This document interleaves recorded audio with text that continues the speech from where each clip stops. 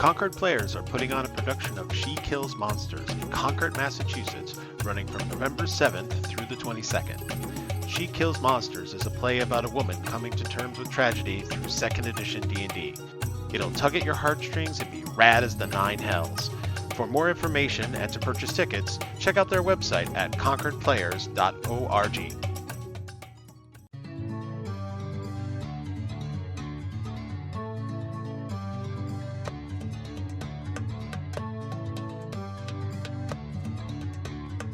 Welcome to the Game Masters Book Club, the podcast where great fiction becomes your next great role-playing experience. This episode, 3 new Game Masters, Rob Trimarco, Jason Keeley, and Keren Form, investigate the Eyre Affair, the first book in the extremely surreal Thursday Next series, where intrigue, English literature, and genetically resurrected dodos collide to make a literary romp at your gaming table. Let's get into the conversation. Hey everybody, welcome to the Game Masters Book Club, and today we're going to introduce 3 new Game Masters, which is always a blast. So I've got questions for everybody here. I'm going to ask Keren to go first. Keren, can you tell us a little something about your gamer journey, and can you tell us about a secret agency that has existed in your game or you've experienced in gaming that you think is super cool? I started role-playing a little differently than everybody else. I'm a child of the 70s, but I did not start with D&D. I actually did not start role-playing until college and started with Shadowrun. But since then, I have, of course, played D&D and like 1,000 other miscellaneous games, indie games, playtesting for friends, etc. I am actually in a gaming group currently and for the past 20 years with my fellow GM here, Jason, a gaming group that was started specifically to try different rule systems and switch around GMs about every 4 to 6 weeks. And I've also, with our other guest Rob, done a ton of gaming in various different worlds. I personally, when I DM, like to run very simple games now. I really like playing pretend.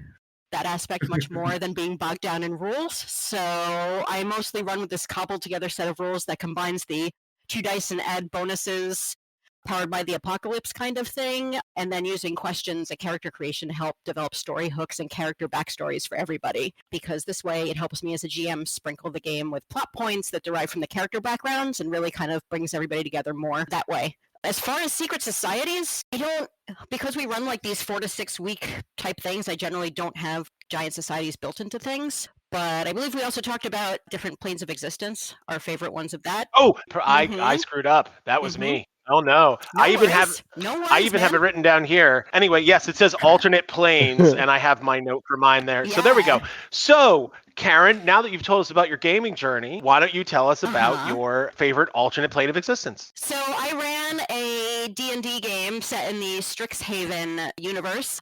And I don't know if anybody's played that. The setting's super fun, but it really leaves a lot of room to sort of play around in. So I added a bunch of interplanar portals on the campus so we could, have students come in from anywhere. So you could create a character from anywhere and then also be able to travel anywhere. This may have been influenced by me watching Star versus the Forces of Evil around that time. Woohoo! So it it led to us being able to have an adventure in the Feywild, which the students got to like find clues to and find a secret portal at the bottom of a well. And also I ported in from the Star Quest Buy, which was a really big deal for students to get gift certificates there because it was fun to go there and do like item shopping, but also roll on randomized tables to see what you got out of the dollar bin. Awesome. We love a good table. We the dollar bin. Dollar bin was great. Okay, great. Jason, would you like to go next? Sure. Hi, I'm Jason Keeley. If you listen to this, you might hear one or more of the other GMs here call me Hersey. That's my nickname. So don't be confused. Don't be scared. It's just like every other fantasy book. You have your name, you have the name that your friends call you, you've got your title, you've got your mystical title and your true name. So I think our listeners can handle it.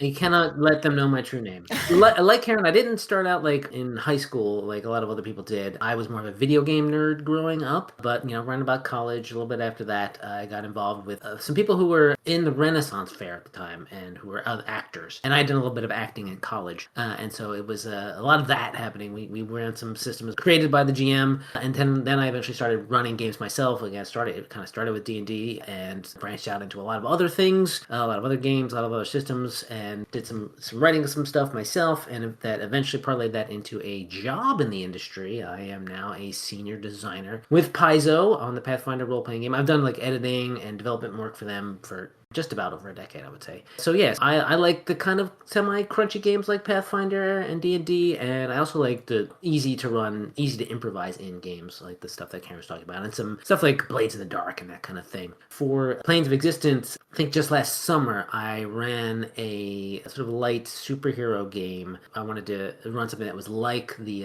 Across the Spider-Verse kind of stuff, right? So the group, which Karen was part of, we created a superhero together that would be our sort of base superhero, and then everyone made a sort of an alternate reality version of that superhero. So we made had this electricity-based superhero called Dynamo, and then people were like playing American Dynamo, which was the 50s, Captain America version, and someone was playing Ms. Dynamo, which is the lady version, right? Like Karen played like a sort of a more of a almost like an Avatar: The Last Airbender kind of version. Paula, my wife, played Dynamoose, which is just a moose. Electricity powers. And so I sort of like smushed them all together, threw them in a bunch of multiverses that were smushing together, and I had a sort of a Mr. Mystical Plick figure called Mr. Metaphysicles, who was doing all this just for fun. And so I like the kind of, that sort of like light and wacky other universes. Wacky universes of fun, definitely on the list of things that all characters should experience. Mm-hmm. Rob, care to tell everybody who you are and what you do and what alternate plane of existence you prefer?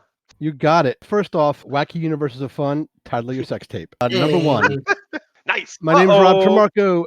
Heyo. I've been playing role-playing games since the dawn of time. Well, the early 80s. Started with, of course, I was an NPC in a D&D game my junior high school friend was running with his brother.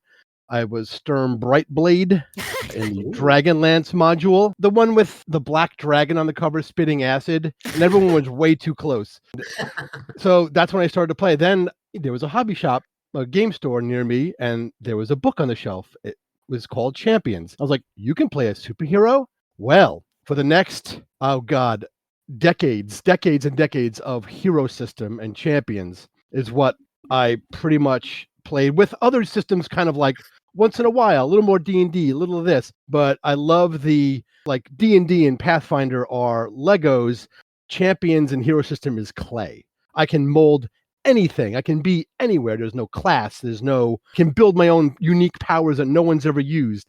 Like, that to me is the ultimate expression in a role-playing game. The character you created that doesn't necessarily have to be like, well, you're a fighter, but my guy doesn't. Shut up, you're a fighter.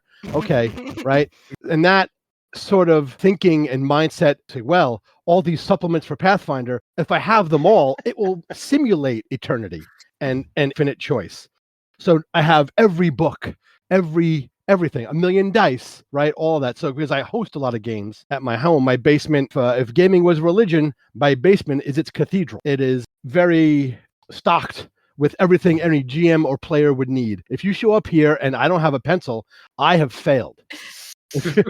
If you don't have multicolored dice in your hand, or if you come in here with a Ziploc bag full of dice, which my cousin did, and I yelled at him, and I handed him 2 dice bags, and now he never does that again. So I am a big fan of crunch and infinite character playability and choice and long campaigns that, you start from the bottom and become a god. I'm in. You run a game like that, count me in. So one of the more recent games we played the Marvel Multiverse RPG. And the world we set up for that was, in the comics when there's an alternate reality where the Sentinels won or Dr. Doom has won and evil has triumphed and the heroes are all but killed. Well, in our universe, all the heroes woke up early and said, we have to work together to fight the horrifying things that beset our planet every 3 weeks. So sure, you have your X-Men and Magneto fights, but when push comes to shove, everybody puts that aside and stops the problem. And an incredibly wacky turn of events, the unifying event or the conflict doesn't collapse into evil winning.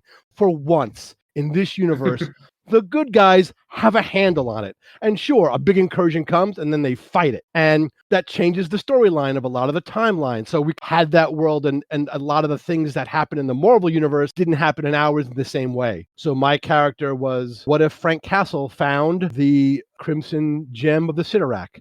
So I have the Juggisher, right? A Punisher juggernaut. And our friend Mike was playing Bucky, the beginning of Hydra trying to brainwash him to become an assassin, merged with the Spirit of Vengeance, the Ghost Soldier. So there was a lot of fun out of that. And I love alternate worlds that kind of bolster players. I'm a big pro player GM. My name is Eric Jackson. I'm the host of the podcast. I've been playing since the Pleistocene era. I started with a blue box of D&D and have played every game that anyone put in front of me since then, though I have primarily been a D&D player. And part of the reason why I have this podcast is that I wanted to meet super cool people like you who have done things that are not like the kinds of things that I have done, so that we could talk about really interesting games. My favorite alternate plane is the Shadowfell, except I don't use it as like the place where it is darkness and dreariness and no emotions. I use it as a place of forgottenness, and I like that better. And the way that I run the Shadowfell is I run it as if every city that has ever existed, all of the parts of the city that eventually are destroyed and forgotten, they find a home there. And so basically the Shadowfell becomes a giant city that is pieced together of all of the parts of cities that have ever existed, and some that existed in other worlds and other places and other times and other dimensions. So that is my favorite alternate plane that I have run on multiple occasions. It's like the more positive version of Carcosa.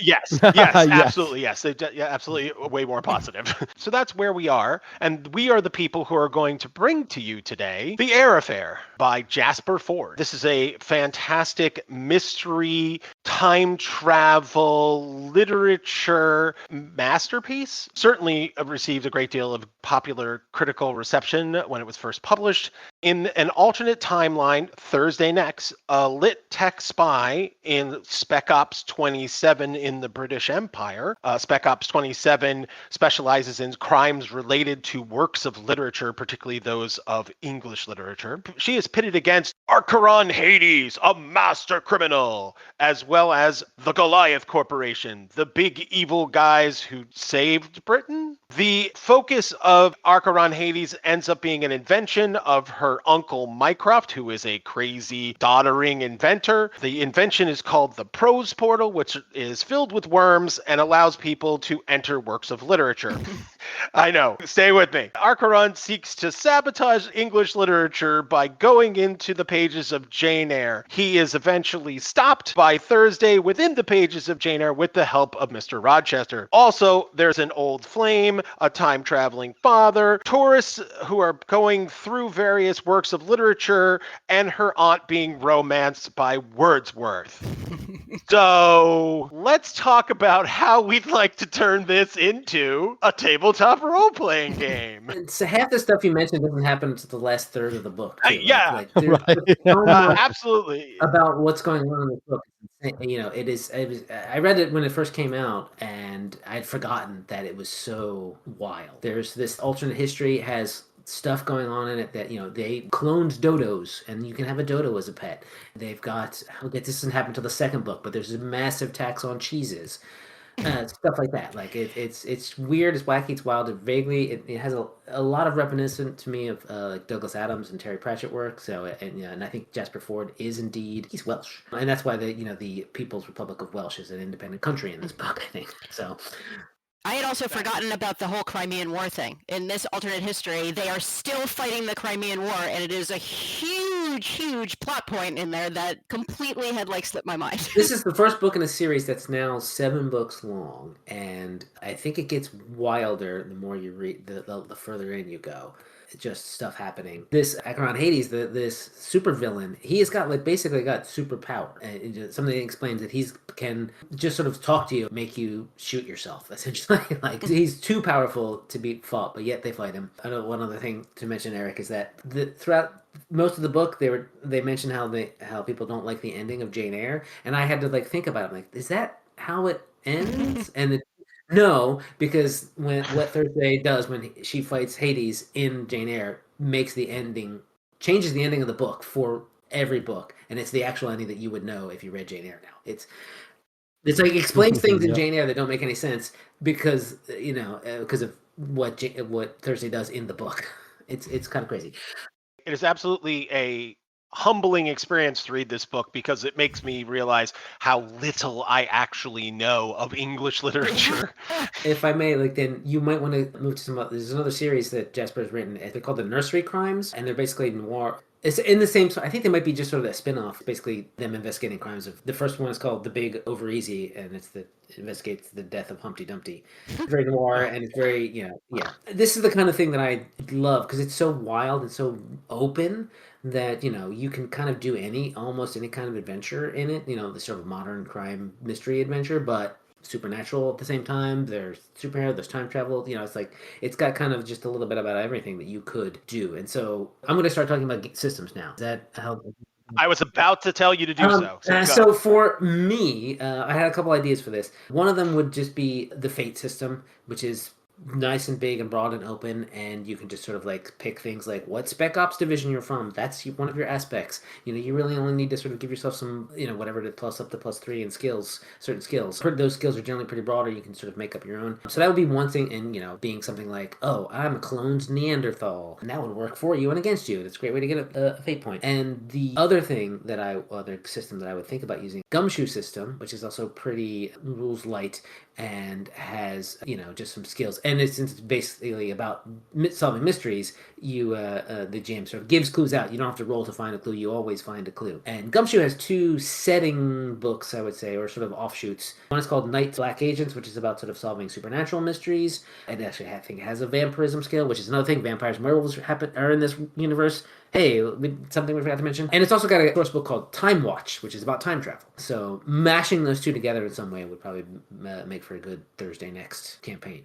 Fantastic. Rob, you want to go next? Surely. Given the complete wackadoo nature of this entire book's universe, the Doctor Who role-playing game probably would be the great fit for it. It's not always about fighting, it's about running, and it's about clues and it's just a simple system. Roll a couple of dice, add a number, and you do a thing. But you can spend drama points or plot points. I forgot the word or how they use, but to kind of add to the story or change it as well. Says this whole crazy travel into books and talk to Jane Eyre is so Doctor Who. But also the system I also kind of was looking at was the Genesis system, which is also the root of the Fantasy Flight Star Wars game, with its wacky dice, which sure, you can roll to hit or punch or shoot somebody, but you might miss, but get advantage for the next thing you do, or you get to narrate a change in the scene based on what you roll, which happens all the time in this book. And I would throw in a little DCC, a little Dungeon Crawl Classic crazy chart in there, because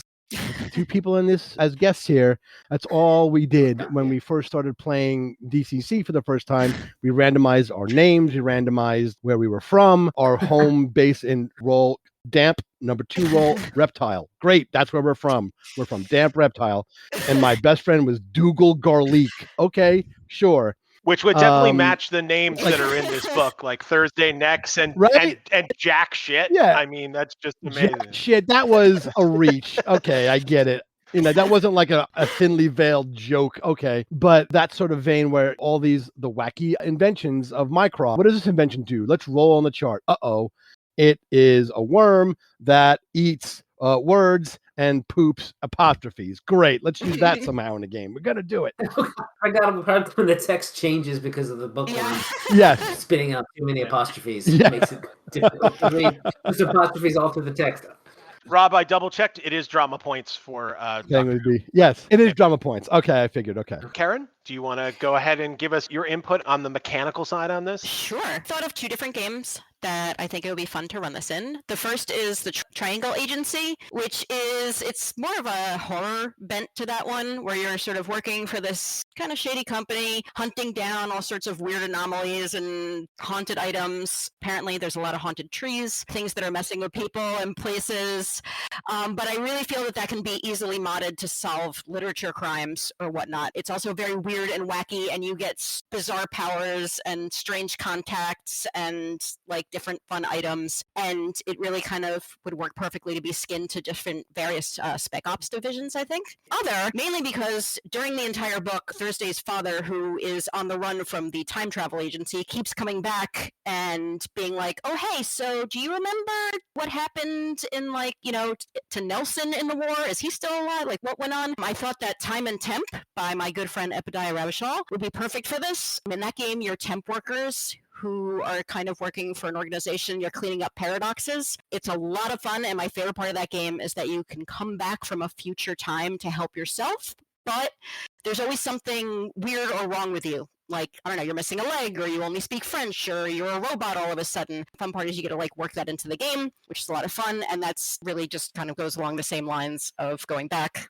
as a person and, you know, switching up time. And also, I feel the intern aspect would be super fun, because Spec Ops obviously is like a real government agency, but I feel there are a lot of interns working around pushing their paper and whatnot, and throwing people in that have no idea what's going on is always a great time. Nothing quite like putting the innocent into danger to make a game exciting. Exactly. Okay, so that's me now. Okay, great. So when I first started hearing about the various time travel thing, I focused on two different pieces. The first one, which I will not spend a lot of time on, was Time Master, which is way back from 1984. Which at the time, it was one of the few games that was really doing time travel and always kept my interest peaked. It had a lot of secret societies and that sort of thing.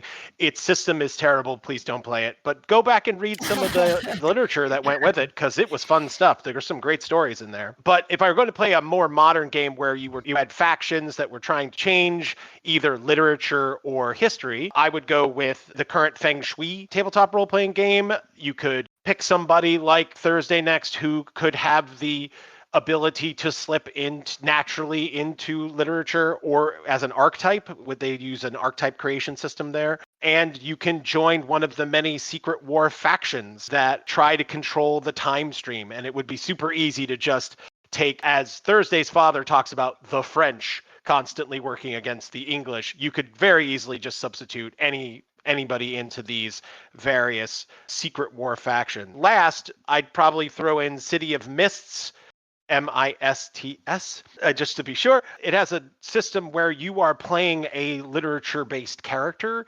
You have a real-world logos, the person who goes to work and does things, but you have something awoken within you because you are an embodiment of a mythos, an archetypical type of character. So you could be the big bad wolf, you could be Captain Nemo, you could be Prospero. Any of those people could be someone who's awakened inside of you. And there are two worlds that you're constantly bouncing back and from, the mythos world and the logos world. And that definitely looks like the kind of story that the Eyre Affair is. So those are my suggestions.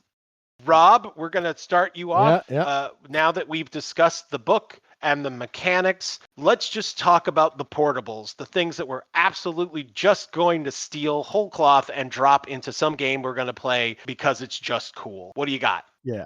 One of the things I liked about the book, it's not really mechanically relevant, but it was a very fun thing about the universe, was the fact that they loved, was it Richard III, the play, so much that it became a cult classic in the way that Rocky Horror Picture Show did. So audience participation, shouting, people get picked every performance to be the characters of the play from the audience, and they all know it by heart. So like a scene in the game and that, like, you know, either revolving around it, people, player characters, try and get their performance in that play recognized for some reason, or maybe something happened during the play that they're trying to figure out as it happens, but they can't disrupt it, so they have to participate, would be very, very, very fun. And then also, like, I love a wacky weapon. They're trying to make a plasma gun work with the power of fiction. Yeah, let's write that up. The only reason it works is because you have to pull your enemy into a book, and then you can shoot him with your weird gun, you know? Classic player character abuse of a loophole in the rules. Perfect. Absolutely. That's right. That's right. Yeah. It's like, I'm going to bring you into Jurassic Park and I'm going to kill you with my Triceratops, you know, whatever. Oh, so I'm going to jump right on top of Rob's there and say that my favorite thing. Get off of me. Sorry. Don't jump on top of me. Anyway. Don't jump on me. Okay, so anyway, Rob talks about a society that exists in the Eyre Affair in which people are obsessed with English literature to the point where they would make a Rocky Horror Picture Show. Or my personal favorite, the one that I liked, there's a little robot that sits on the corner that you can put a pound coin into, and it will just recite your favorite Shakespeare soliloquy to you. The idea that such a society exists and that I could take that society and drop it into even like a fantasy world or a science fiction world and just have that as a thing that existed. Yes, all you have to do is you tap this 3 times or give a prayer to the god and it will repeat back the words of the prophet. Or, yeah, all you got to do is, 3 credits and we'll definitely tell you all about the 12 poets of the 9 suns from this solar system, or have it recite Vogon poetry, right? Like, it's just, I know that could be actually that's a WMD. We shouldn't do that. But you get my point. Like, we very often talk about cultures that are popular culture obsessed, America, but the idea that popular culture around literature would be so strong that these things would exist, just in and of itself, to me, is a fabulous world building shtick that I'd love to throw into some culture at some point during my world building experience. Yeah, me too. I picture those things as being like Zoltans, basically. Just like looking. Oh, absolutely. Yeah. In a little glass box. It probably looks like Shakespeare, mechanical version of Shakespeare. Absolutely. Like, does that weird robot gesticulate thing, blinks its eyes at the wrong time? Like, the whole thing. Absolutely. His chin just goes up and down when it talks, but like nothing else. Absolutely. 100%. Keren, do you want to talk about stuff that you would make portable? Sure. Yeah.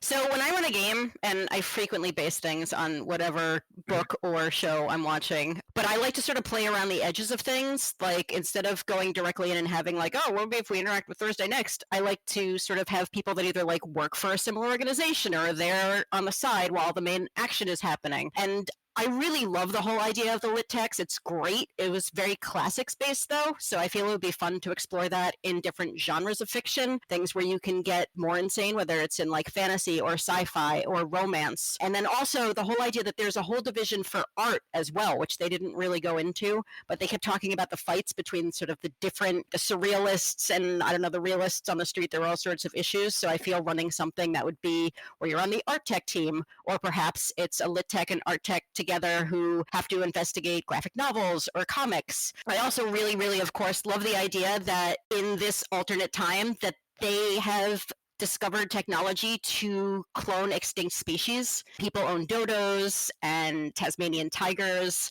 So I would love to be able to somehow play around with that. I don't know, something like having that old like Animal Cop show they used to have on Animal Planet, where you're rescuing, like, I don't know, someone who's got a warehouse full of dodos or whatnot, or anything involving that, taking down bat cloners. I think it'd be a lot of fun. Fantastic. Jason? I do enjoy trying to shove time travel into games, sometimes even when it's not appropriate. And the thing I love about time travel is trying to get my players into a predestination paradox, which is showing them something from the future and then basically, what the camera's talking about, time and temp, and then seeing if they can get to that point, I'm afraid. For just showing them something and saying, you're going here, and then watching them struggle against it as you continually move them closer to it. Yeah. Essentially that kind of thing. Okay. One of the things that sort of does to happen in this book, The Time Traveling Dad, apparently goes back and gives Shakespeare a book of complete works of Shakespeare. So are the plays of Shakespeare, who are they actually written by? Now there's there's a lot of arguments about whether it's Bacon or Spencer or whatever, but like, the fact that it's not written by anybody is something that I would love to try to like figure out how to work into some sort of time travel game. Oh, you accidentally wrote all the Beatles songs for them or something like that. Hersey has done a time loop for us that was so good we talk about it to this day, and I swear to God, it was like 15 years ago. It was so great. I didn't play it, but we helped him come up with it, or he came up with it, but it was the time dragon thing, Jason. I think it was it a Paizo? It was an adventure, right? Oh, yes. So the PCs were fighting a dragon. Yeah, it was a Paizo adventure. Who they definitely met before, but hadn't met yet in time, right? So I think the part of the thing was trying to get it revert to a point in its time when it knew who they were, so they wouldn't die as they were fighting it. Yeah, it's a time dragon that's unstuck in time, and the fight happens in a different order for the PCs and for the dragon. Yes. So like in round 1, you're fighting the dragon, and in round 2, the dragon is 100 feet over there and breathing fire on you. But how did they get over there? Because in round 3, it's actually back and flying up here. But it was a real fun thing to try to write. It moves out of sync, and it was brilliant and terrifying. It was a high level. read. It was a high level thing, but It was a high level. Wow. Ours was just one of our player characters called themselves from the future. So we were in the past timeline and someone got a phone call from themselves and we all got super freaked out by it, just sort of waiting for what was going to happen to make this person be able to call themselves in the past. And it was fantastic. In doing so, you were being hunted by the time coyotes. Oh yeah, no, they got real mad at us. And this is what makes tabletop role playing amazing, and that's what it is. It's just what makes it the best ever. Hey Jason, now that we've talked about this really interesting story and all the cool stuff in it, are there other cool stories, be they video, book, or graphic novel, or heck, it can be interpretive art? What kind of story would you recommend to people that is like the Eyre Affair? Yeah, like I said earlier, this has a very Douglas Adams vibe to it, so I definitely would recommend Dirk Gently's Holistic Detective Agency, which has a mystery in it and also has some time travel in it. Maybe that's a bit of a spoiler, but it has a lot of similarities with the Doctor Who episode City of Death, which Douglas Adams also wrote, so that's pretty cool. And then there's a couple TV shows based on it that I would also sort of recommend. They're pretty good, that have a little, the American one has there's a British one and an American one, and the American one has a little bit of different kind of time travel in it. There's also a graphic novel series called The Unwritten, which is a lot about literature and what is true, and going into books. There's a bad guy who gets shoved into a sort of a Beatrix Potter-esque world as punishment, and we sometimes see it from his point of view, and he's just cursing up a storm, but he's just a tiny badger, Mrs. Bunny, and all this stuff, and that's it. He's just like this tough, the gangsters type, and he's just like, why the heck am I here? So it's got a lot of stuff that a lot of good literature stuff, and just for the Shakespeare of it, I recommend the sitcom Upstart Crow from Britain. It is about Shakespeare's the main character, played by David Mitchell. It's written by one of the two guys who did Blackadder, so it's got that kind of humor. And it's a lot about Shakespeare and his wife and his theater company and Kit Marlowe and stuff like that, and getting into wacky antics. And he's like, I write comedies. And they're like, do you write comedies? Yeah. Isn't that funny? And then so it's making fun of Shakespeare while also sort of being a loving tribute to the place as well. Fantastic. Rob, you have media to recommend? Yes, there was a show on Netflix called Bodies, where it was a time travel mystery with a single corpse found across 4 different time periods: 1890, 1940s, 2023, and 2053, all related to the same sort of conspiracy in the future about someone trying to grab ultimate power and political clout and all that sort of stuff. I thought that was very much in the book travel, alternate dimensions, time travel feel of the Eyre Affair. Also, the way I would run Eyre Affair situations would be a little more dangerous rather than let's go into this book and do something fun. It would be very much like backroomsy. You might get sucked into a book against your will, or there's something's out of control in this particular series and it's abducting people for reasons, for good and for bad. You have to go investigate, and maybe that would involve a little bit of twisty timeness based on a series like Game of Thrones even. There's a bunch of books in that series. You have to fix a Feast of Crows before we can get to Wolves of Winter, or whatever, Winds of Winter, whatever it might end up being. Who knows? Or you can go in and actually write Winds of Winter while you're in there. Yeah, maybe you could do it. How about that? Exactly. Maybe that's the reason we're playing this game. George R.R. Martin, one of my PCs. And then like Doctor Who, because it's such a Doctor Who-y thing. Yeah, it's very British. Yes, British and very whimsical. It is your turn, Karen. Go ahead. First, I would recommend any of Connie Willis's sort of time-traveling historians books.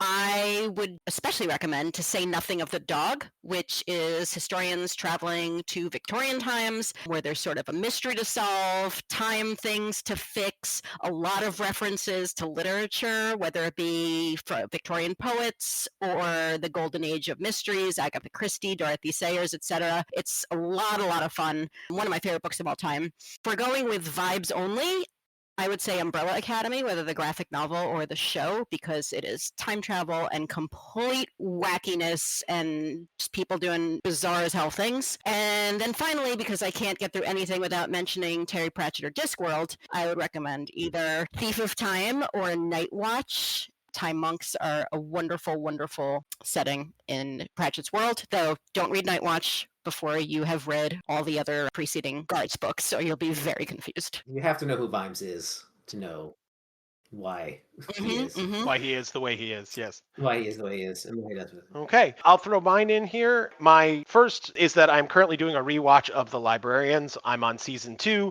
and I've sped through it so that I could talk a little bit about Prospero and Moriarty, both of whom are freed early on in the season. And basically, they are called fictionals, and they're basically immortal, and they have all these cool powers. And I'm like, hey, this sounds a lot like something I'm reading right now. It does actually eventually involve time travel to go talk to Shakespeare in order to solve the problem of Prospero. So it really does tie back in to a very similar theme. I will recommend Seanan McGuire for almost any kind of book, and she does have a series of books that are about fictional characters who are from fairy tales who solve crimes. Snow White is the main detective in that. The first book is called Indexing.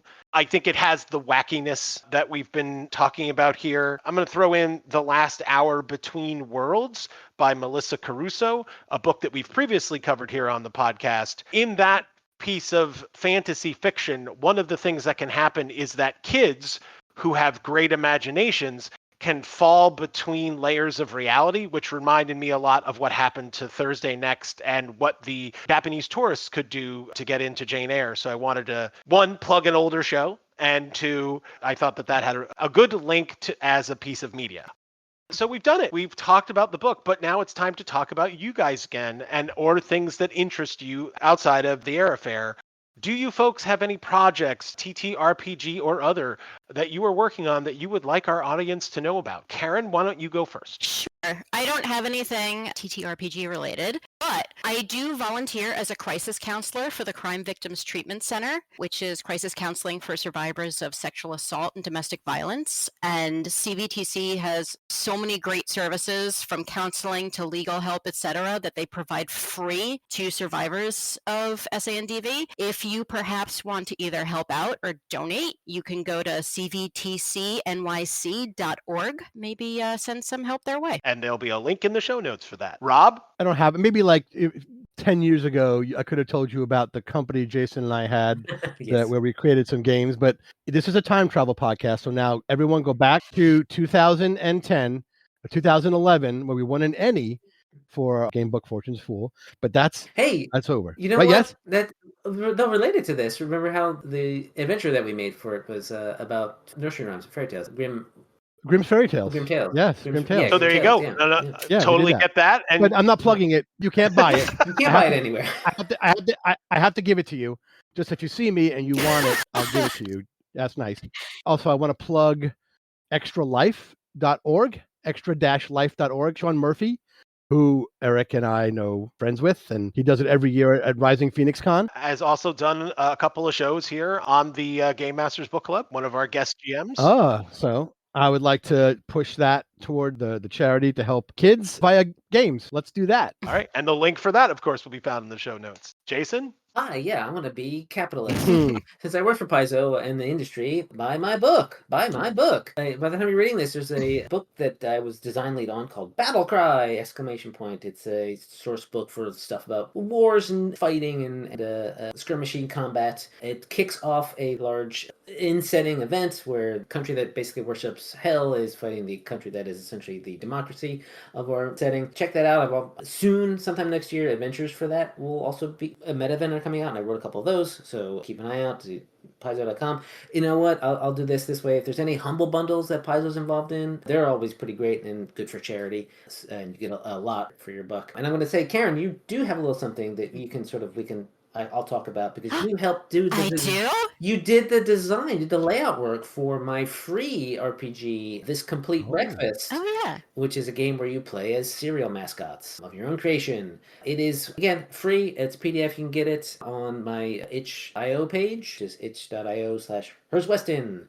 HERZWESTEN. Go download it for free. It comes with a template to make your own cereal box if you print out the cutout and fold it up. I'm sorry, I'm going to interrupt because I have a weird thing I want to put in. The one thing that got me to go to the first Total Con, which is eventually what got me in contact with most of the folks at Rising Phoenix, which is what got me in contact with Rob, which is what got me in contact with you. There was a Saturday morning game where we played a Johnny Quest novel while they provided us with milk and breakfast cereal, and that was what sold me to come to the con. So that was the gimmick that got me. I'm like, if I can go play Johnny Quest and have breakfast and play a role-playing game at the same time, I'm in. Pretty awesome.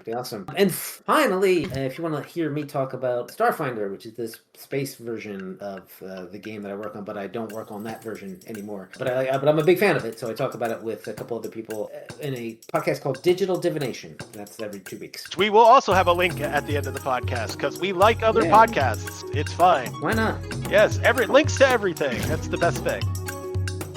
And that's our discussion of The Eyre Affair, the first book in the Thursday Next series by Jasper Fforde. You can find a complete transcript of today's discussion, as well as links to all of our podcasts at k-squareproductions.com/GMBC. You can learn about upcoming episodes on our social media on Blue Sky at gmbookclub.bluesky.social, on Facebook at Game Masters Book Club, on Mastodon at Game Masters Book Club, and on Instagram at Game Masters Book Club.